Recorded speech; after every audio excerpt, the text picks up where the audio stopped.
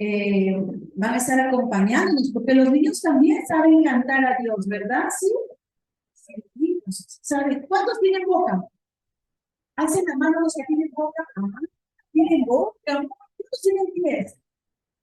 Ah, también. Entonces ya es suficiente. Suficiente para que ellos también alaben junto con nosotros y ellos puedan ver en usted, en mí, puedan ver hombres y mujeres modelos de adoradores, ¿eh? Modelos de hombres y mujeres que sabemos alabar al Señor. Ellos necesitan ver, los niños necesitan ver cómo tú y yo alabamos al Señor y ellos lo van a imitar, ¿eh? Así que ahora sí, los niños pueden pasar, pasen para que puedan ir allí con las maestras. Bueno, por ahora todavía son poquitos, algunos deben estar en la playa, con sus papás allí, otros deben estar durmiendo, bueno, pero estos niños vienen aquí y se despiertan de madrugada, porque para un niño dice despertarse el domingo a las 8, 9, eso es algo complicado, ¿no? Bueno, pero mis amados, estamos aquí todos dispuestos a recibir la palabra, así que les voy a dejar con el pastor para que pueda compartirnos la palabra que el Señor me ha dado en esta mañana.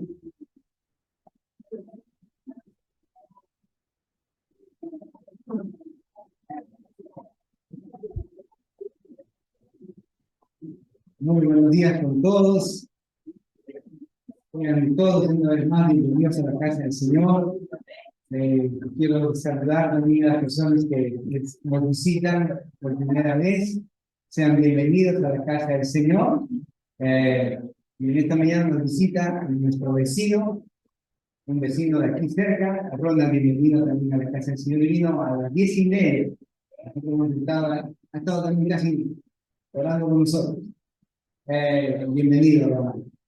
Y gracias al Señor por nuestras vidas, porque el Señor es bueno, amén. ¿Cuántos dicen que el Señor es bueno y fiel? Él es bueno y es fiel con nosotros. Y vamos a continuar nuestro estudio de la palabra del Señor. Estamos en el libro de Nehemías. Ya estamos llegando al capítulo 9. Y en este libro de Nehemías vamos a leer en esta mañana lo que el Señor quiere que aprendamos en nuestro corazón. La semana pasada estuvimos viendo de que cómo es que el pueblo del Señor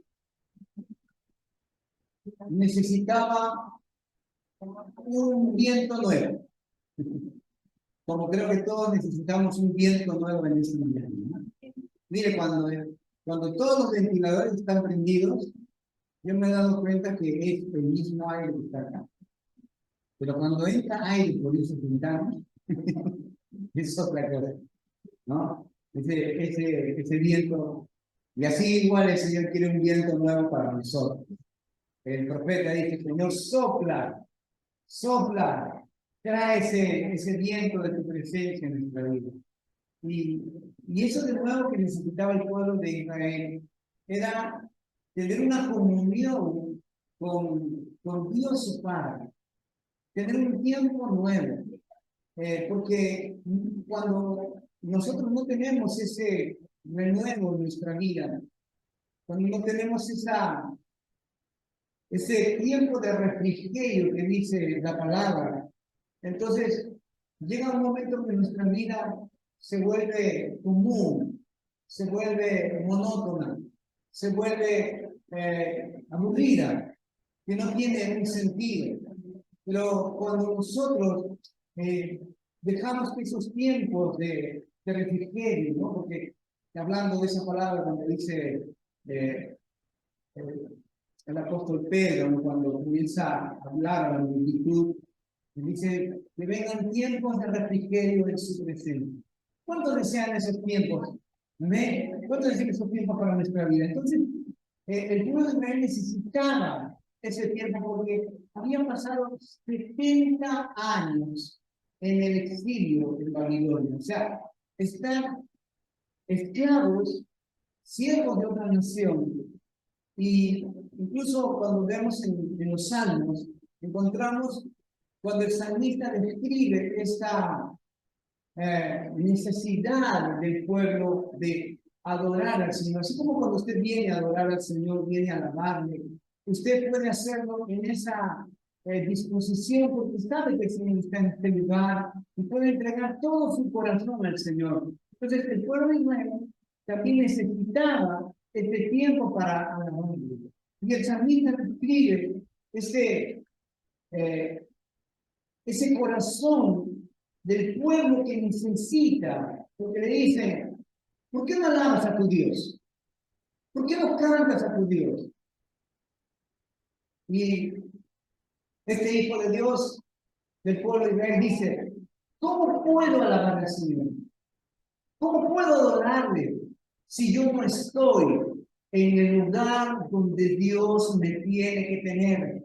Porque para ellos estar esclavos, haber salido, llevados cautivos del lugar donde Dios les dio su palabra, donde el Señor trajo un tiempo especial, o sea, el pueblo ahí en Jerusalén, ciudad de paz, o sea, donde estaban todos teniendo esa comunión, esa relación, y sobre todo era el lugar de la presencia del Señor, donde todo venía en ese sentido para llenar sus vidas y sus corazones. Entonces, dice y describe el salmista, ¿cómo puedo yo alabar a Dios en medio de toda esta situación?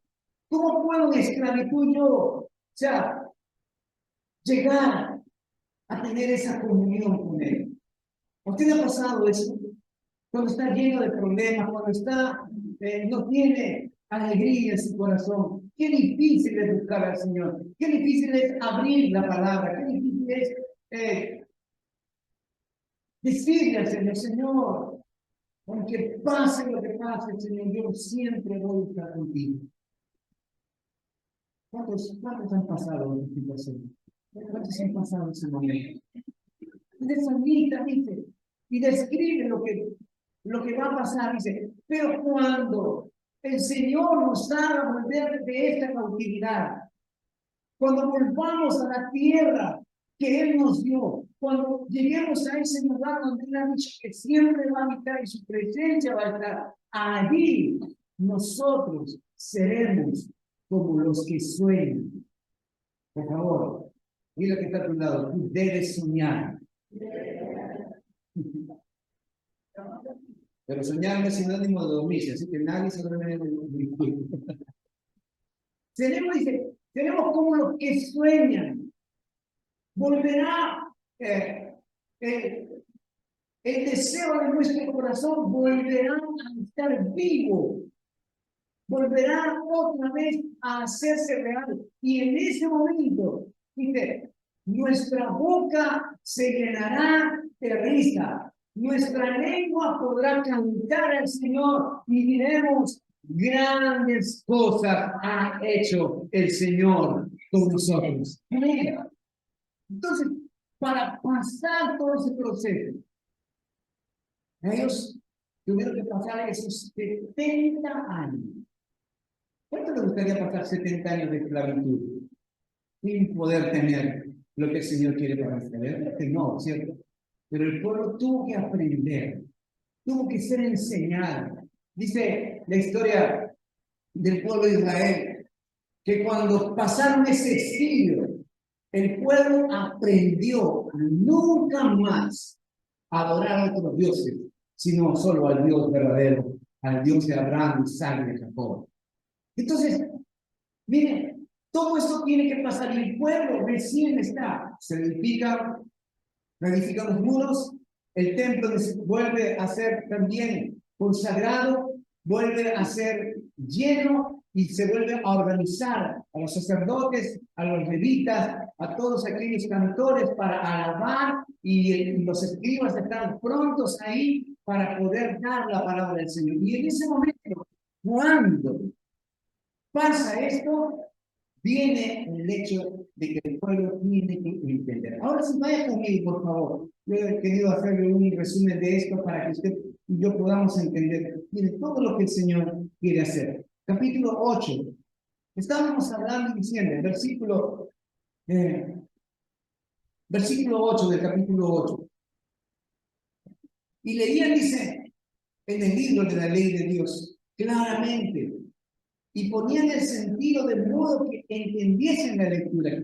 Estaba ahí, versículo 9, Esdras, dice, y Nehemías el gobernador, y el sacerdote Esdras, escriba, y los levitas que hacían entender al pueblo, dijeron a todo el pueblo, día santo es a Jehová nuestro Dios, no os entristezcáis ni lloréis, porque todo el pueblo lloraba oyendo las palabras de la ley.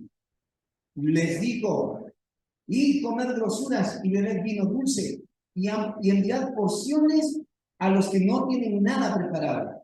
Versículo 10 estoy, porque día santo es a nuestro Señor. No os entristezcáis, porque el gozo de Jehová es vuestra fuerza.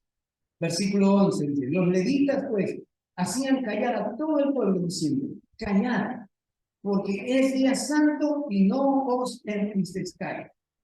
Versículo 12, y todo el pueblo, dice, se fue a comer y a beber y a obsequiar porciones y a gozar de grande alegría, porque habían entendido las palabras que les habían enseñado.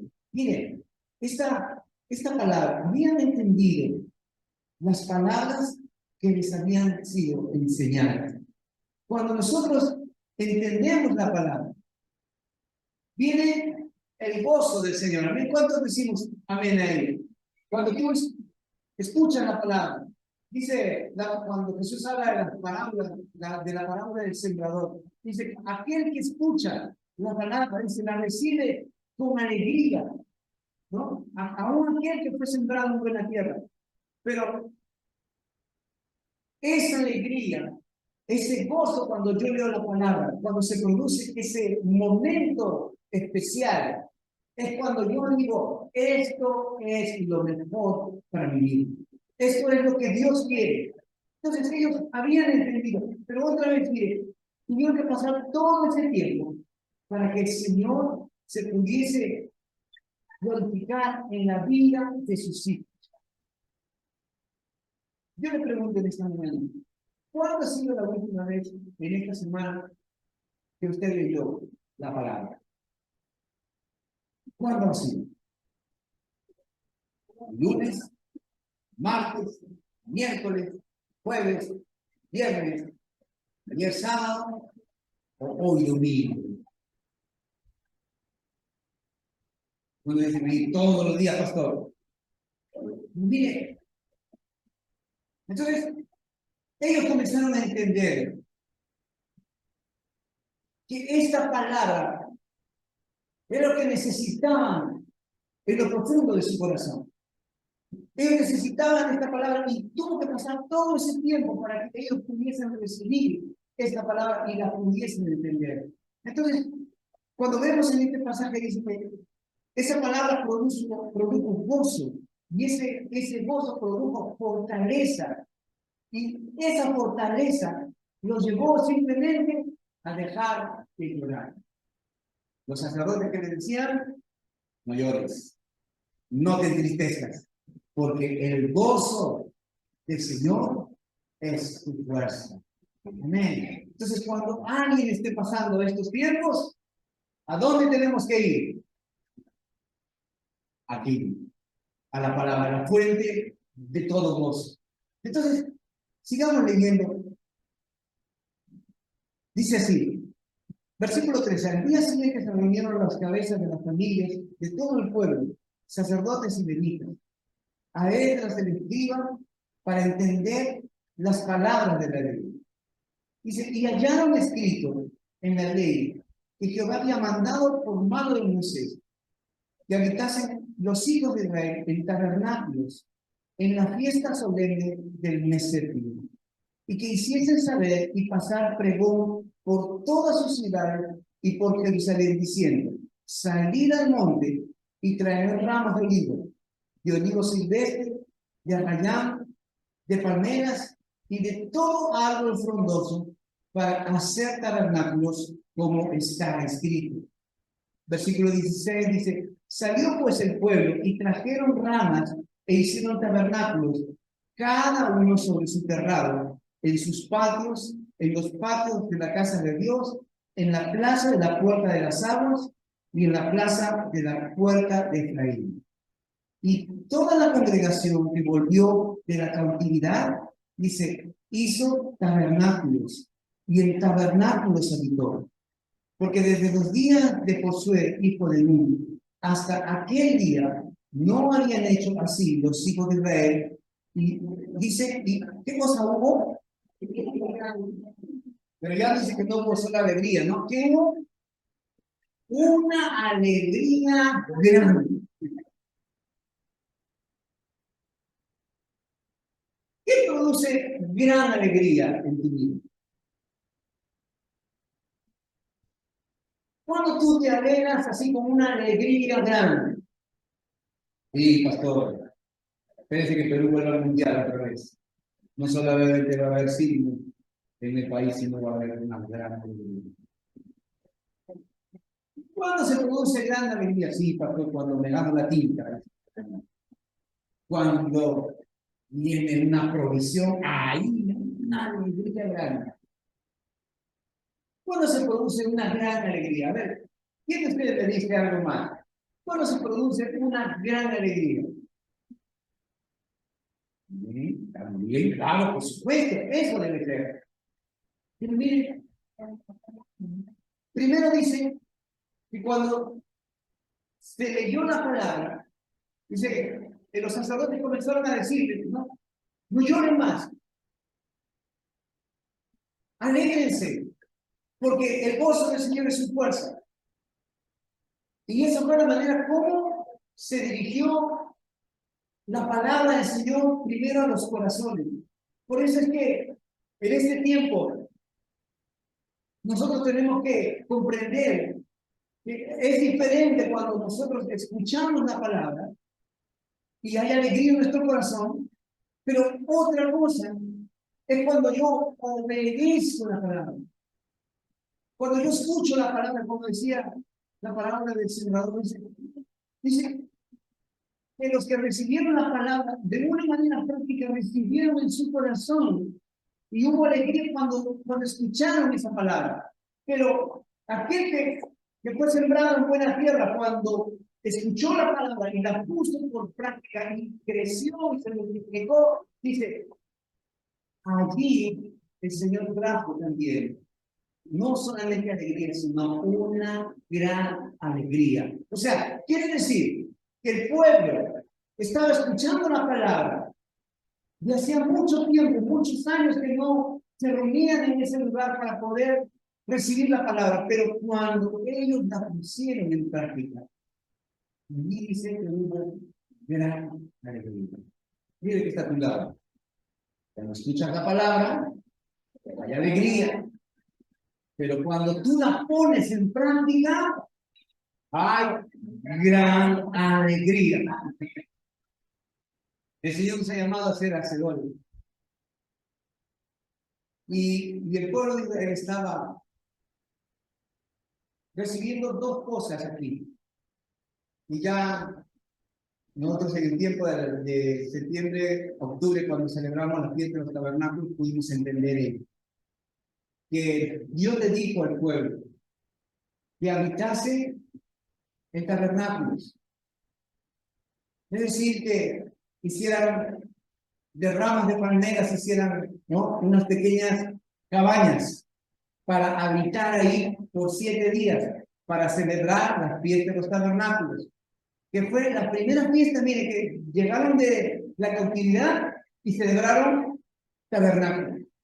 Porque el Señor les dijo, desde el día de hoy el pueblo de Israel celebra tabernáculos, porque el Señor les dijo, miren, yo en el desierto los he cuidado, les he dado alimento, les he dado vestido, les he dado agua, les he dado todo lo que su corazón deseaba. Pero quiero que entiendan que cuando ustedes habiten en estos tabernáculos, ustedes están diciendo, mi vida es temporal. Mi vida en esta tierra está de paso. Yo no me voy a quedar. Este cuerpo mortal no se va a quedar en esta tierra. vamos a ser glorificados cuando venga el Señor y podemos decir, Señor, Maranatha, tú vienes pronto y yo voy a vivir eternamente contigo. ¿Cuántos podemos decir amén? Como decía, tenemos que entender que nuestra vida es pasajera. Yo un día me he imaginado ya, ¿qué va a hacer de mí cuando yo no esté en esta tierra? ¿Se ha puesto a pensar en ello? A ver, mire que está a su lado. No, tú estás joven todavía. Falta mucho. Pero un día vamos a partir. Si es que el Señor no viene, vamos a partir. Y lo que Dios le decía al pueblo de Israel era eso. Tu vida en esta tierra es temporal. Hagan tabernáculos por 7 días y en el 8º día va a haber una gran fiesta y ahí ustedes celebrarán que van a vivir eternamente conmigo. Eso significa la fiesta del tabernáculo. Y lo segundo, proféticamente, ¿por qué? Porque se cumplió aquello que era la sombra de lo que pasó en ese tiempo. Miren, esclavitud, libertad, 70 años de esclavitud, libertad cuando vuelven a Jerusalén, todavía seguían bajo el gobierno de aquellos del imperio persa, pero estaban ahí, ya habían vuelto a casa. Y ahí el Señor le dice, celebren esta fiesta. Y lo que Jesús, cuando viene a la tierra, viene específicamente, y cuando leemos Juan, capítulo 1, dice, y aquel verbo se hizo carne y habitó entre nosotros. Y vimos su gloria, gloria como la del unigénito del Padre. O sea, quiere decir que Jesús cuando vino, no solamente se llevó todo pecado, toda carga, no solamente venció la muerte, sino que con su vida nos estaba diciendo, el que cree en mí no morirá. El que cree en mí vivirá eternamente. ¿Cuántos creen todavía esta palabra? Vivirán eternamente. Entonces, Jesús dice, fue el tabernáculo que descendió del cielo, que habitó entre nosotros, y vimos su gloria.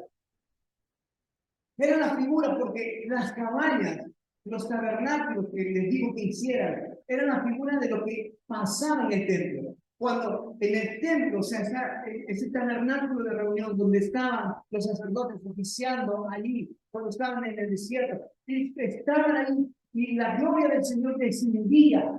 Esa presencia del Señor hacía que el pueblo viese cuándo tenían que partir y cuándo tenían que quedarse en el lugar definitivo. Era la gloria del Señor. Jesús, el día de hoy, nos dice a dónde tenemos que ir, qué tenemos que hacer cuando cumplimos sus principios y cuando esa palabra se hace carne de nosotros. Allí el verbo Cristo Jesús y su palabra se hacen viva y se hacen viva en nosotros. Entonces, mírenme, el pueblo estaba celebrando lo que proféticamente Jesús iba a hacer. Él es el tabernáculo. Y todos nosotros también somos un tabernáculo, donde la presencia del Señor habita, donde habita Cristo. Por eso dice el apóstol Pablo, dice, para que habite Cristo en nosotros. ¿Cuándo? Cuando cumplimos esta palabra, cuando cumplimos este principio. Entonces el pueblo hizo tabernáculos y celebró, dice, y hubo gran alegría. Hubo gran alegría y esa alegría se completó cuando cada uno de ellos creyó en su corazón que esto era lo que tenía que hacer. Por eso, este año, cuando celebremos tabernáculos, y no solamente tabernáculos, sino cada fiesta que el Señor ha puesto en su palabra, tengamos entendimiento de que Él está obrando en nuestra vida. Entonces, volvamos para terminar esta parte. Dice, versículo